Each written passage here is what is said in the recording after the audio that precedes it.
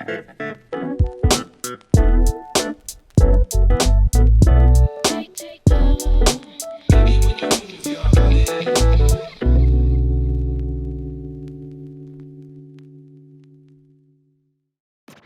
an. C'est le temps qu'il aura fallu à Motorola pour sortir sa seconde montre connectée, la Moto 360 version 2015. Vaut-elle le détour? Les montres connectées ont-elles une réelle utilité? Que faut-il en attendre? Je suis Vidotback et c'est tant de questions auxquelles je vais répondre durant cette vidéo. Tout d'abord, parlons un peu du design. La Moto 360 reprend quasiment trait pour trait le design de sa petite sœur, c'est-à-dire un boîtier en aluminium cerné par un bracelet en cuir. Seule la position de l'unique bouton présent sur cette montre a changé et se situe désormais en haut à droite, à 2 heures. De plus, et c'est vraiment bien, cette montre est entièrement personnalisable sur le site officiel de Motorola, le Moto Maker. Vous pouvez changer la couleur, le bracelet, etc. En parlant de bracelet, il est d'ailleurs très facile de les changer, ils sont interchangeables. Vous pouvez en acheter de toutes les couleurs, de tout type, que ce soit en métal, que ce soit en cuir, bref, peu importe, vous pouvez la personnaliser comme vous le souhaitez. Tout ceci est vraiment formidable, mais cela ne nous change absolument pas des montres classiques. On va donc maintenant s'intéresser à ce qu'elle est capable de faire et en quoi elle se différencie des autres montres. Il faut savoir qu'il y a 3 OS majoritaires chez les montres connectées. Il y a celui créé par Apple pour son Apple Watch, il y a celui créé par Samsung pour sa montre Samsung Galaxy Gear S2 qui se tourne, je le rappelle, sous Tizen, et il y a Android Wear, l'OS qui nous intéresse le plus puisque c'est celui qui équipe la Moto 360. On va donc s'intéresser à ses fonctionnalités et les comparer à ses différents concurrents. Première différence est au niveau du hardware qu'elle se situe. Effectivement, la Moto 360 ne contient pas de haut-parleur comme on pourrait en trouver sur l'Apple Watch ou sur la Samsung Galaxy Gear S2. Alors qu'est-ce que ça signifie? Ça signifie simplement que vous ne pouvez pas directement passer d'appel, vous ne pouvez pas entendre votre interlocuteur. Il y a bien un micro sur la montre, mais il n'y a pas de quoi entendre votre interlocuteur. La montre ne servira donc que d'intermédiaire entre vous et votre téléphone. Et donc, qui dit micro dit commande vocale. En effet, vous pouvez passer des ordres à votre montre, comme par exemple envoyer un message, faire une recherche sur internet, fixer un rendez-vous, un réveil, bref, peu importe, vous pouvez lui donner n'importe quel ordre.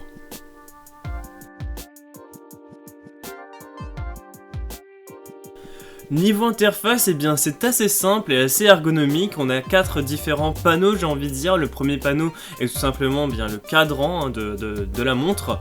Le second panneau, quant à lui, est donc la liste d'applications. Comme vous pouvez le voir, c'est assez fluide. Troisième panneau, ce sont vos contacts. Et quatrième panneau, donc c'est la commande vocale. La navigation sur les différentes applications se trouve être assez fluide, de même les applications sont assez ergonomiques et assez bien pensées, elles s'adaptent très bien au design de la montre. De plus, il faut savoir que vous devez télécharger les applications au préalable sur votre téléphone pour ensuite pouvoir l'utiliser sur votre montre. Côté fonctionnalité cette fois, eh bien, il faut savoir que la Moto 360 n'en est pas dépourvue. Premièrement, on peut changer le mode de priorité concernant les notifications, soit on les reçoit toutes, soit on reçoit seulement les prioritaires, soit aucune. Ensuite, il y a différents menus qui sont présents, par exemple celui des paramètres qui est vraiment assez simple d'utilisation, il est assez varié, il contient tout ce dont on a besoin pour sa montre, le réglage du Wi-Fi, du Bluetooth, le mode avion et j'en passe, et c'est vraiment pas mal. Concernant la batterie cette fois, eh bien, il faut savoir qu'elle me tient assez bien, j'ai une utilisation que je qualifierais de normale, c'est-à-dire que j'utilise la montre comme vraiment un intermédiaire entre moi et mon téléphone, je n'ai pas besoin de sortir mon téléphone pour des notifications qui sont un peu inutiles, et ça fait vraiment gagner du temps, et c'est vraiment pratique, on va dire, c'est cet aspect pratique en fait, qui fait toute l'utilité des montres connectées et de la Moto 360, bien évidemment. Donc en fin de journée, comme je le disais, je finis avec 70% de batterie environ, donc je peux tenir 2 jours avec facilement, et c'est vraiment un bon point. C'était un peu moins le cas sur la précédente, mais là c'est vraiment un bon point et je tiens à le souligner.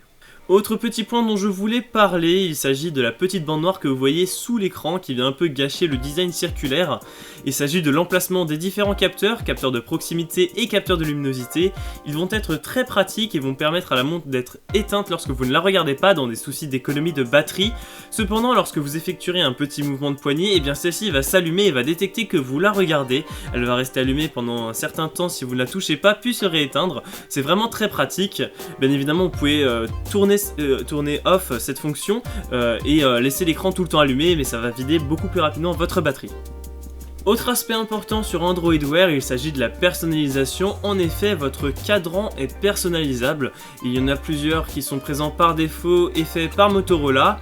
Il y en a aussi qui ne sont pas par défaut, donc qui sont téléchargeables sur votre téléphone, que vous retrouverez sur votre montre. Et c'est vraiment bien, ça permet d'avoir une montre qui ne ressemble à aucune autre. Et c'est un peu un aspect important des montres connectées.